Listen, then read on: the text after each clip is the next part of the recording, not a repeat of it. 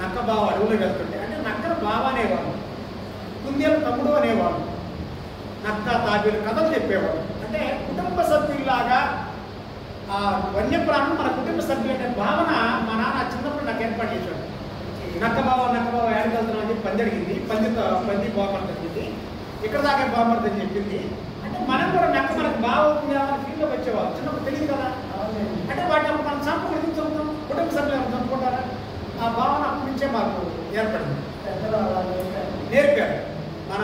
తర్వాత ఒకరోజు అడవి తగలబడుతుంది, నాకు 100 మీటర్ల దూరంలో అడవి తగలబడుతున్నప్పుడు చిన్నప్పుడు ఒకసారి మా గుడిసి తగలబడింది. మా గుడిసి తగలబడ్డప్పుడు మా అమ్మ నాన్న తప్పాలు చెంబులు తీసుకొని పరిగెడతా బాధపడతా అరుస్తూ ఇంట్లో ఏమన్నా వస్తువులు ఉండే, ఏం 4 రంగు పెట్లు అయ్యే ఉండేవి, ఏం విలువైన వస్తువులు ఏమి ఉండేవి కాదు. కానీ మాకు మమకారం వాటిపోయినాయి చెంబులు తప్పాలు. ఆ బాధ ఒకరోజు నేను బాగా గమనించాను, మా అమ్మ నాన్న బాధపడుతుంది. మరి అడవి తగలబడుతుంది, మరి అడవిలో ప్రాణాలు కూడా అంతే కదా, వాటికి పిల్లలు ఉంటాయి కదా అని నేను చూస్తూ ఉండేవాడిని. చూస్తూ ఉండి చాలా బాధపడేవాడిని. పాపం వాటి స్థావరాలు ఎట్లా, మనం అంటే గుడిసె మళ్ళీ కప్పుకుంటాం, ఏదో ఒక కూలి పని చేసుకొని. పాపం వాటి 10 ఏళ్ల పాటు అడవి పందులు దొచ్చులు అంటారు, కొండల పక్కన దొచ్చులు అంటారు. అలాగే వన్యప్రాణులు ఉంటే వాటి యొక్క స్థావరాలు ఉంటాయి.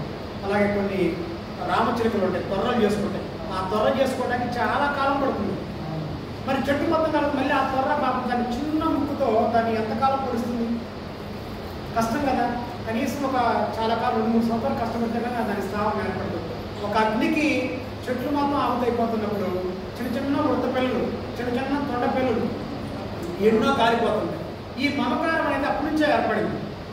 ఏర్పడిన తర్వాత అప్పటి నుంచి నేను అడవులు తగలబడుతున్నప్పుడు వెనక ముందు ఆలోచించకుండా అడవులకు వెళ్ళి పచ్చి మంటలు తీసుకొని అవి కొడుతూ మంటలారిపోయేవాడిని. 2023 మార్చి చివరిలో మంచి ఎండలకాలం 7,000 ఎకరంలో ఉన్న సింగరొట్ల లక్ష్మీనరసింహస్వామి ఆలయం తగలబడుతున్నప్పుడు నేను వెళ్ళి ఆ మంటల మొత్తం అదుపు చేయడం జరిగింది. ఆ రోజు నేను ప్రాణాలతో బయటపడ్డాను.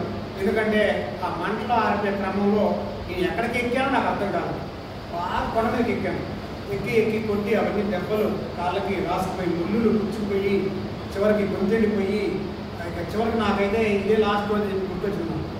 ఎట్లా ఏ దేవుడు కాపాడి దోగాడుకుంటూ కనీసం పిల్లలు పట్టకుండా కథ దిగు ఎప్పుడు సాయం లేరు. ఫోన్ పని చేయవు, తీసుకెళ్ళి డబ్బా మంటలో కాలిపోయింది. ఒకటి లాస్ట్లో కనీసం ఆ రోజు ఎన్నో ప్రాణుల్ని, ఎన్నో పక్షుల్ని కాపాడాం. ఇక మనం పోయినా పర్వాలేదు, ఇంత మంచి పని చేసామన్న తృప్తి లాస్ట్లో మిగిలింది. ఏదో భగవంతుడి వల్ల బయటపడ్డా. అయితే నేను వెలుగులో రావడానికి అదే ప్రధాన కారణం చెప్పచ్చు. ఆ రోజు మా డిఎఫ్ఓ గారు ఎన్ రామచంద్రరావు గారు నన్ను జూన్ 5 పర్యావరణ దినోత్సవం రోజు నాకు పిలిచి ఫారెస్ట్ మ్యాన్గా గుర్తింపు పెంచి ఒక సాల్వా సత్కారం చేసి పేపర్లో ప్రకటనలు లాగొచ్చాయి. అప్పుడే నేను జూన్ 5, 2023లో నేను వెలుగులో రావడం జరిగింది. ఆ సంఘటనతోనే అంటే నేను ఏం భావిస్తానంటే అన్ని రకాల కనీసం కొన్ని లక్షల పక్షులు ఆ రోజు చనిపోకుండా కాపాడింది కాబట్టి అవి నన్ను దీవించాయేమో అని చెప్పి నేను నమ్ముతాను.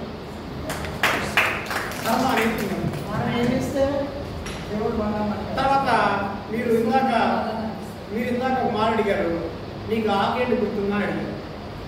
5 ఏళ్ళప్పుడు నన్ను కాపాడిన ఆ వృద్ధులు అది నాకు మనసులో ఉంది కదా, అది తెలుసుకోవడానికి నాకు చాలా కాలం పట్టింది. నేను వృక్షాలు నాటుతున్నాను, విత్తనాలు చదువుతున్నాను, కానీ ఆ మొక్క పేరు నాకు తెలియదు. ఒకరోజు నల్లమలవాడిలో ఒక పెద్ద ఆయన ఉంటే ఆయన దగ్గరికి వెళ్ళిన తర్వాత ఇలా తేలు కరిస్తే ఆకేంటి అన్నాడు. ఉత్తరైన ఆకు అన్నాడు. సరే నాకు ఏంటి మా ఇంటి పక్కుంటే ఉత్తరైన ఆకు, తేలు పెడితే మనల్ని కాపాడడం ఏంటి అని నమ్మలాలి. సరే నమ్మక ఒకరోజు నేను అడవిలో వెళ్తుంటే ఒక తండ్రి 5 ఏళ్ల పిల్లలు, అంటే నాకు 5 ఏళ్ళప్పుడు కాపాడారు కదా, అలాగే 5 ఏళ్ల పిల్లలు తండ్రి బైక్ మీద తీసుకొని ఆ పిల్లడు కేక పెడుతున్నాడు. నేను ఏం జరిగిందంటే తెలియకేసింది అన్నాను. ఆ ఉత్తరే నాకు పెద్ద అని చెప్పాడు కదా, తీసి అబ్బాయి నోట్లు వేసి బాగా నవలమని చెప్పి నవ్వాడు. సేమ్ నాకు పెద్ద అని చేశాడు కానీ నేను పిండి చేయలేదు పెట్టాను. పెట్టగానే 2 నిమిషాలు ఆ అబ్బాయి వేసుకొచ్చింది. అప్పుడు నాకు అర్థమైంది, ఓ నన్ను కాపాడింది ఇదే అని చెప్పి. అక్కడ నేను చాలా మందికి ప్రచారం చేశాను, చాలా మందికి మీకు దేని కాడు నుంచి కాపాడగలిగాను. కాబట్టి ఆ చెట్టు ఇది ఒక సంఘటన. ఇక నా 14 ఏళ్ళ వయసులో 14, 12, 13 ఉంటే సుమారుగా ఐడియా లేదు, మేము తినడం కోసం అడిగి వెళ్ళాము. ఎందుకంటే ఆహారం అనేది బాగా కొరత ఉండేది. ఆ రోజు కొంచెం కడుపున తిన్నామంటే ఒక పండగ వాతావరణం మాకు ఉండేది. కాబట్టి మేము ఏం చేసామంటే మా ఊరు ఇల్లు చివరి నుంచి బ్రిడ్జి ఉండేది, నాగార్జున సాగర్ గుడి కాదు. పక్కన కాయలు ఉంటే నేను వాలీలు అనుకుంటా ఉంటే చిన్నగా వెళ్ళాను. వెళ్ళగానే అక్కడ బలిజకాయలు కాయలు తెలుసా మీకు? బలిజకాయలు బతుకుంటే బలిసాగు బతకొచ్చు చిన్న రేకాయలు చిన్నగా. ఈ కాయలు చాలా బాగుంటాయి, నోట్లో వేసుకుని నెయ్యిలా కరిగిపోతుంది. చాలా మంది దురదృష్టం మాట పిల్లలేకపోతున్నారు. కాబట్టి ఈసారి మీరు విజయవాడలో మొక్కలు అయ్యారంటే బలిజ మొక్కలు కూడా వేయండి. బతుకుంటే బలిసాగు సామెత చెప్పడానికి బాగుంటుంది. ఆ కాయలు ఉన్న ఆకుకూర కూడా వేసుకుని తిరుగుతాయి. తర్వాత సీడ్స్ కూడా దొరుకుతాయి. అయితే మేము ఏం చేసామంటే ఆ వెళ్ళిన తర్వాత ఆ చెట్టు పైన జీరంగులు ఎక్కువ ఉంటాయి. జీరంగు పురుగులు మీకు తెలుసోలేదు. జీరంగు జింగన్న అంటారు, బంగారు పురుగు అంటారు. దాన్ని మనం ఒక అగ్గిపెట్టెలో పెట్టేసి విరుగుపురుగు కాదు, ఏం పేరు మన గుంటూరు జిల్లాలో దారం కట్టితే ఎగురుతుండేవి, ఆనందపడేవాళ్ళం. అగ్గిపెట్టెలో పెట్టి తుమ్మాకే కానీ తెల్లారి గుడ్లు పెట్టేవి. 10 గుడ్లు పెడితే 10 రంగుల్లో ఉండేవి. దాన్ని జీరంగి అంటారు. ఈ జీరంగులు ఆ చెట్టు పైన ఎక్కువగా ఉంటాయి. మేము వాటిని పట్టుకొని అగ్గిపెట్టెలో పెట్టుకోవడం, ఆడుకోవడం చేసే క్రమంలో ఆ కాయలు తింటూ ఉంటాం. ఒకరోజు నాకేం ఆలోచన వచ్చిందంటే, ఈ కాయలు తింటున్నాం కదా, ఈ చెట్టు కనుక పోయిందంటే మన పరిస్థితి ఏంటి అని ఆలోచన వచ్చింది నాకు. ఆ కాయలు తిని ఆ విత్తనాలు తీసి ఆ చుట్టుపక్కల చల్లాం. ఇది 30 ఏళ్ల క్రితం. అది పుణ్యకాలం కాబట్టి ఆ ఇన్ని మొలిచినాయి. అంటే ఇప్పుడు ఎందుకు పుణ్యకాలం కాదు అని ఇండియన్కి చెప్పారంటే, పుణ్యాత్ములు ఏమన్నా అందరం పొల్యూషన్ ఉంది కదా, భూమిలో వానపాములు లేవు కదా, అప్పుడు తొలితే వానపాములు. ఇప్పుడు ఎక్కడుంటే భూమి అంతా గుల్లబాట్ల. ఇప్పుడంతా ఏమవుతుంది, భూమి గట్టిగా ఉంది. ఎంత పుణ్యకాలం అంటే అది చెట్టు నుంచి విత్తనాలు వేసి గాలిలో పెడితే చెట్లు మొలిసింది.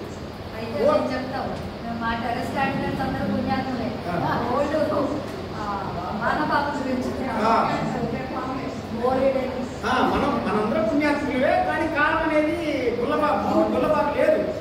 కానీ ఇప్పుడు చల్లితే కష్టంగా ఉంది, భూమిలో బలం లేదు. అది పాపానికి అర్థం. ఈ విధంగా చల్లటం మొదలుపెట్టాం. విత్తనాలు చల్లటం వల్ల అన్ని చెట్లు మురుస్తూ ఉన్నాయి. అప్పటి నుంచే విత్తనాలు చల్లటం మొదలైంది. 11 ఏళ్ళ నుంచి 30 సంవత్సరాలుగా నాకు ఏ వృత్తి వ్యాపారం లేదు. నేను నాకు చిన్న ఒక జాబ్ ఏర్పాటు చేసి నేను చేయనని చెప్పాను. నేను 2 పీజీలు చదివాను, ఎంఏ తెలుగు, ఎంఏ జ్యోతిష్యం చదివాను. కానీ చదివిన తర్వాత కూడా నాకు ఏ జాబ్ చేసే ఉద్దేశం లేక ఇప్పుడు దాకా ఈ 30 సంవత్సరాల్లో కొన్ని కోట్ల విత్తనాలు చదివాను. కొన్ని కోట్ల అన్నమాట. అయితే 2022, 23, 24 సంవత్సరాల్లో కోటి విత్తన బంతులు అనే కార్యక్రమాన్ని పెట్టాం. 2022లో పోటీ చేద్దాం, 23లో పోటీ చేద్దాం, 24లో పోటీ చేద్దాం. అడుగులో మీరు కూడా చల్లాలనుకుంటే రేపు 2వ తారీఖు శనివారం రోజున కార్యక్రమం పెట్టాను. ఒక 20 మంది వస్తారు హైదరాబాద్ నుంచి.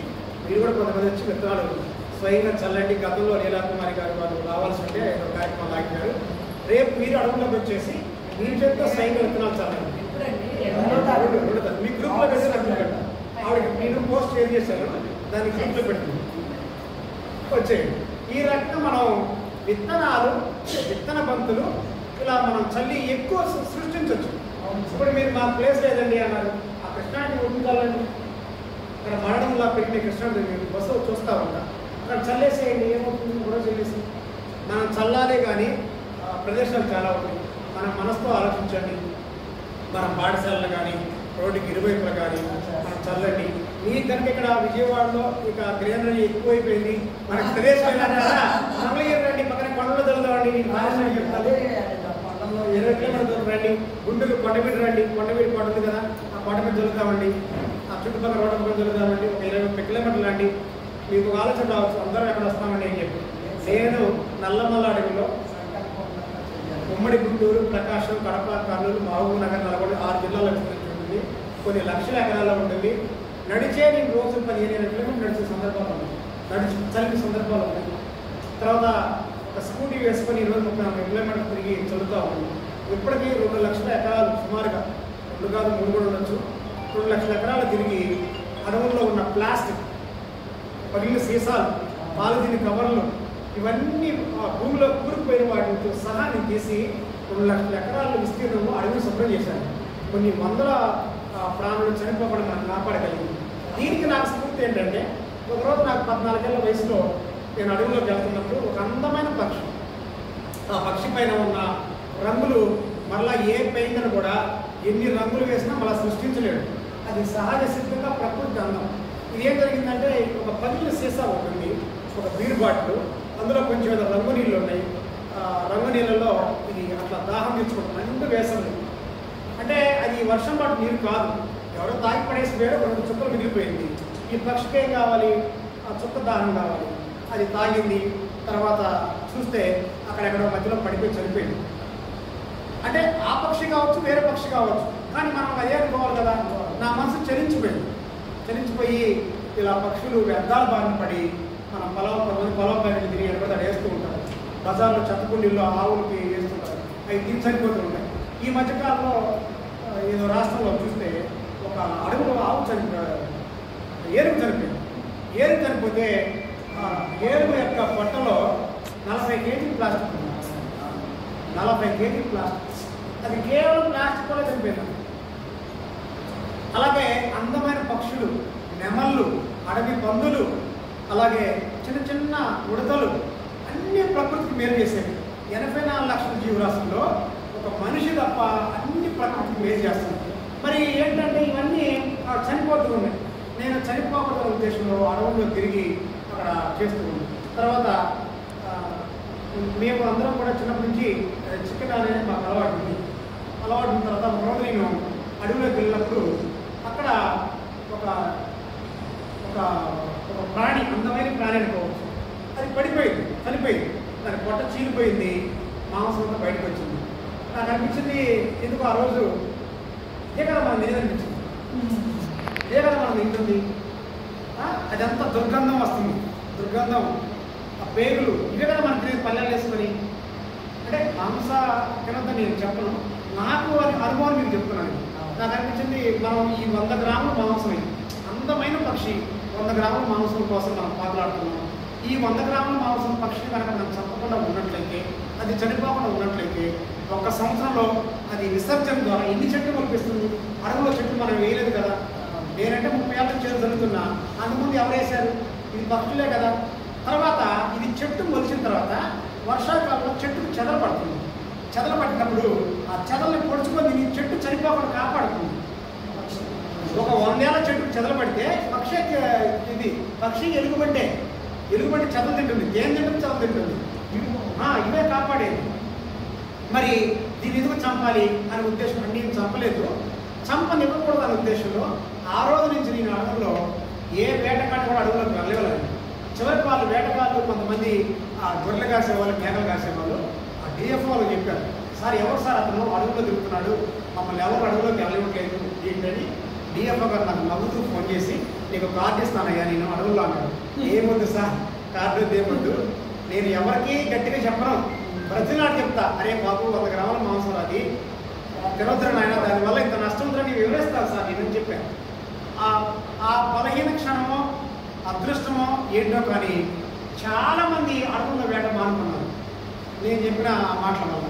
అది నాకు స్ఫూర్తి. ఆ రకంగా కొన్ని పక్షులు మనం కాపాడగలిగాం.